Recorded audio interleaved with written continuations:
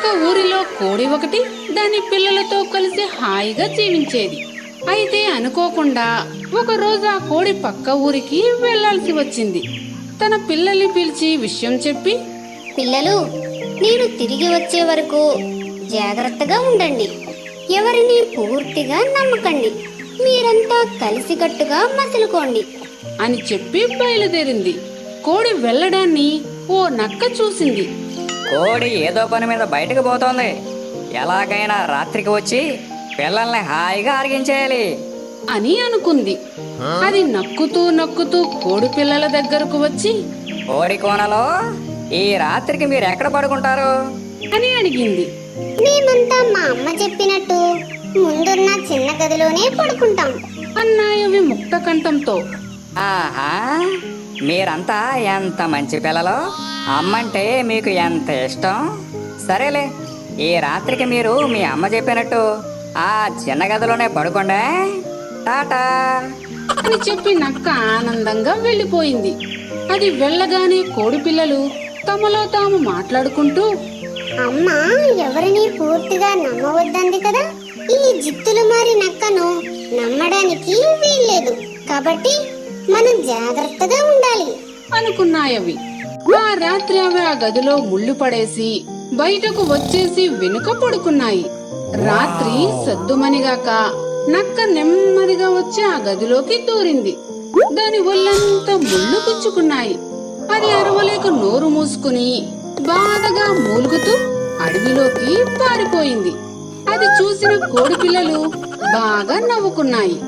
మరునాడు నక్క మళ్ళీ వచ్చి, కోడి పిల్లలు, రాత్రి ఎక్కడ పడుకున్నారో ఏంటో. మీకు బాగానే నిద్ర పట్టుంటదిలే. మరి ఇవాళ రాత్రి ఎక్కడ పడుకుంటారు అని అడిగింది. మేము అమ్మ చేసిన పొయ్యిలో పడుకుంటాం అన్నాయా కోడి పిల్లలు. ఆహా, పిల్లలంటే మీలా ఉండాలి. అమ్మ మాట అస్సలు మీరకూడదు. లేకుంటే అమ్మకు కోపం వస్తుంది. ఈ రాత్రికి మాత్రం మీ అమ్మ చేసిన పొయ్యిలోనే పడుకోండి. నే వస్తా. By by. అని సంబరంగా వెళ్లిపోయిందా నక్క. నక్క సంగతి తెలిసిన కోడి పిల్లలు పొయ్యిలో బొగ్గులు పడేసి ఇంటి వెనుక హాయిగా పడుకున్నాయి. రాత్రి నక్క వచ్చి పొయ్యిలో మూతి పెట్టేసరికి నిప్పులు తగిలి మూతి మాడిపోయింది. పాపం అది అరవలేక మూలుగుతూ పరుగో పరుగు. అది గమనించిన కోడి పిల్లలు పడి పడి నవ్వుకున్నాయి.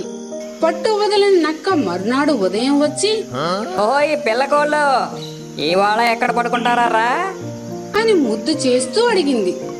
నక్క మామ, ఇలా రోజు ఎందుకు అడుగుతున్నావు అని సందేహంగా అడిగాయా కోడి పిల్లలు. ఏం చెప్పమంటారా, మీ అమ్మ ఊరు వెళ్ళిన దగ్గర నుంచి మిమ్మల్ని కంటికి రెప్పలా కాపాడుకునే పని నా పైనే పడింది. అది కూడా తిండి తిప్పలు నిర్ధారాలు లేకుండా. ఎవరికి తప్పినా ఈ మామకు తప్పుతుందా అంటూ నంగనాచిలా నటించింది. సర్లే మామా, మా మంచి కోరి నీవు అడగడము తప్పడం లేదు, నీ మంచి కోరి మేము చెప్పడము తప్పడం లేదు. ఈ రాత్రికి అదిగో ఆ గడ్డి వాములో పడుకుంటాము అన్నాయి కోడి పిల్లలు. వేరే గుడ్డు పిల్లలు, ఈ రాత్రికి సేఫ్ గా ఆ గడ్డి వాములోనే పడుకోండి. వెచ్చగా హాయిగా ఉంటది. మరి నేను వస్తాను. సీ యూ అంటూ ఆనందంగా గొంతులు వేసుకుంటూ వెళ్లిపోయింది. నక్క వెళ్ళగానే కోడి పిల్లలు, చూసారా, దాని మూతి మీద ముళ్ళు గుచ్చుకున్న మచ్చలు, కాలిన గాయాలు ఉన్నాయి. అంటే అది మనల్ని తినడానికే వస్తుంది. ఇవాళ ఎలాగైనా దాని పీడ వదిలించుకుందాం అనుకుని కలిసికట్టుగా ఆలోచించి ఒక ఉపాయం పన్నాయి. రాత్రవన్నీ అటక మీదకెక్కి నక్క కోసం ఎదురు చూడసాగాయి. అల్లరి కోనలో, ఈ రోజు మీరు నా నుంచి తప్పించుకోలేరు. మీ పని ఫినిష్ అని నక్క వేగంగా వచ్చి గడ్డివాములో దూరింది. వెంటనే కోడి పిల్లలు గడ్డివాముకు నిప్పంటించాయి. ఆ మంటలో నక్క మాడి మసైపోయింది. తల్లి కోడి రాగానే పిల్లలు జరిగిందంతా చెప్పాయి. అది విని తల్లి కోడి మొదట భయపడినా తరువాత పిల్లల తెలివితేటలకు ఎంతో ముచ్చటపడింది. ఆనందంగా వాటిని దగ్గరకు తీసుకుని, ఇంకెప్పుడు మిమ్మల్ని వదిలి వెళ్ళను పిల్లలు, జాగ్రత్తగా చూసుకుంటాను అని చెప్పింది. కోడి పిల్లలన్నీ సంబరంగా గంతులు వేశాయి. ఒక అడవిలో ఒక పెద్ద చెరువు ఉంది. అందులో చాలా కప్పలు, చాలా పాములు నివసించేవి. ఒకసారి ఒక కప్ప పాము దగ్గరకు వచ్చి ఓయ్ పాము, నువ్వు నాతో స్నేహం చేస్తావా అని అడిగింది. నీతో స్నేహం చేయడం వలన నాకొచ్చే లాభం ఏంటి? అన్నది పాము. నా బెకబెక నీకు నేర్పిస్తాను. నీ బుస్సు నేను నేర్చుకుంటాను. అలా నేర్చుకోవడం వలన మన ఇద్దరికి వచ్చే లాభం ఏంటి? కళ్ళున్నాడు ముందు మాత్రమే చూస్తాడు, దిమాగున్నాడు దునియా మొత్తం చూస్తాడని ఓ సామెత ఉంది. నేను దిమాగ్తో ఆలోచించి ఓ విషయం చెప్తాను విను. నీవు కపల బెకబెకమని అరిచావనుకో, ఎవడో ఫ్రెండ్ పిలుస్తున్నాడు అనుకుని నీ చుట్టూ బోలెడు కప్పలు చేరతాయి. నీకు నచ్చిన కప్పను పట్టుకుని లటుక్కన నోట్లో వేసేసుకోవచ్చు. ఇక నా విషయానికి వస్తే, నేను పాములా బుస్సు బుస్సుమని పెద్దగా బుసలు కొట్టాననుకో, ఇక్కడ ఏదో పెద్ద అనకొండ ఉందనుకుని ఆ దరిదాపుల్లోకి ఏ ఒక్క పాము కూడా రాదు. అలా నీకు ఫుడ్ ప్రాబ్లం ఉండదు, నా లైఫ్కి ప్రాబ్లం ఉండదు. ఏమంటావ్ అని అన్నది కప్ప. నీ ఆలోచన అయితే మామూలుగా లేదో, అద్దిరిపోయింది. అలాగే కానీ అన్నది పాము. ఆ క్షణం నుంచే కప్ప పాము మంచి స్నేహితులైపోయాయి.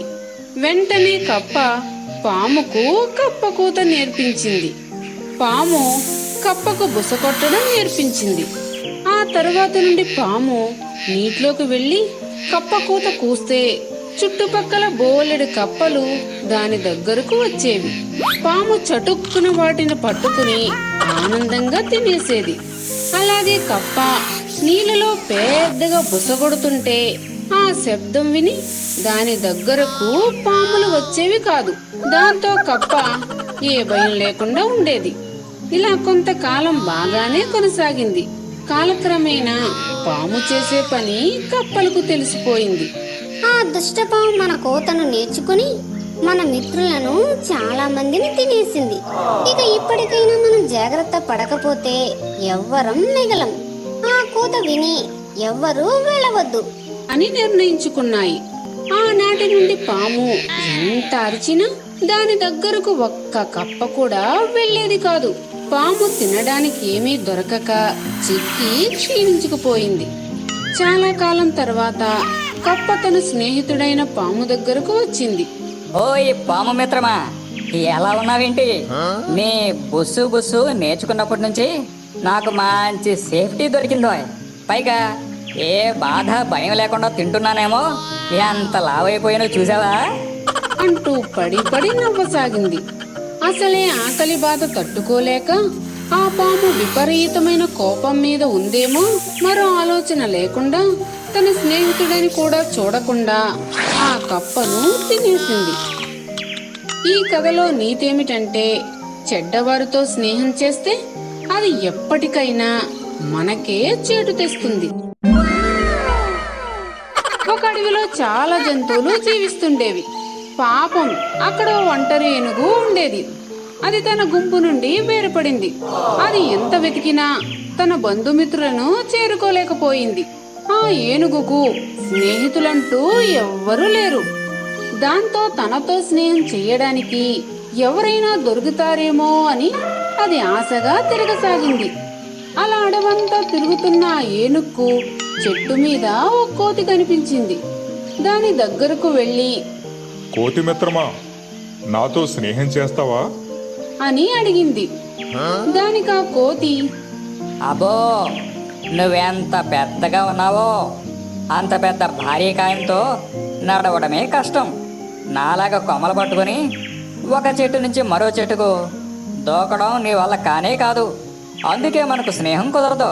వెళ్ళు వెళ్ళు అని వెక్కిరిస్తూ చెప్పేసింది.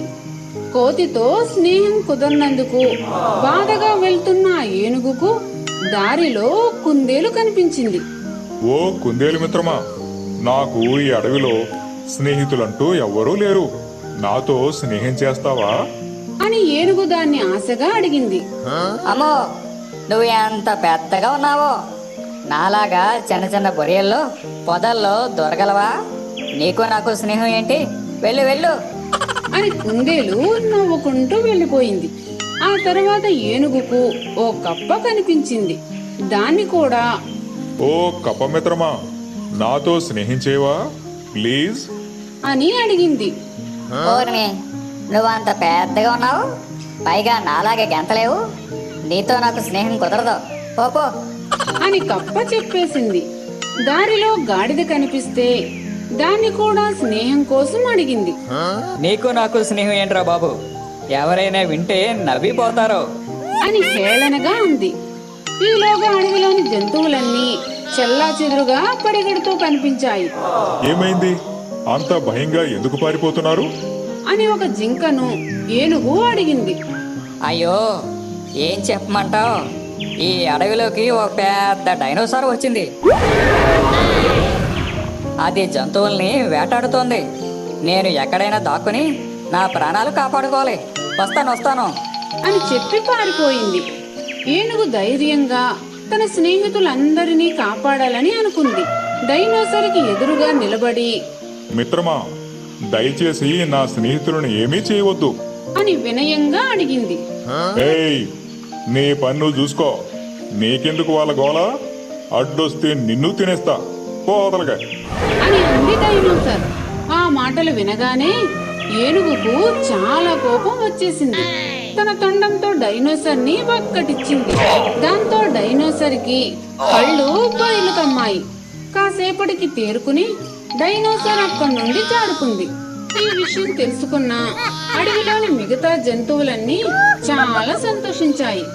మిత్రమా, స్నేహం కోరి వచ్చిన నిన్ను అవమానించి మాట్లాడాము, క్షమించు. ఇప్పటి నుంచి మేమంతా నీకు స్నేహితులమే అని ఏనుగుతో అన్నాయి.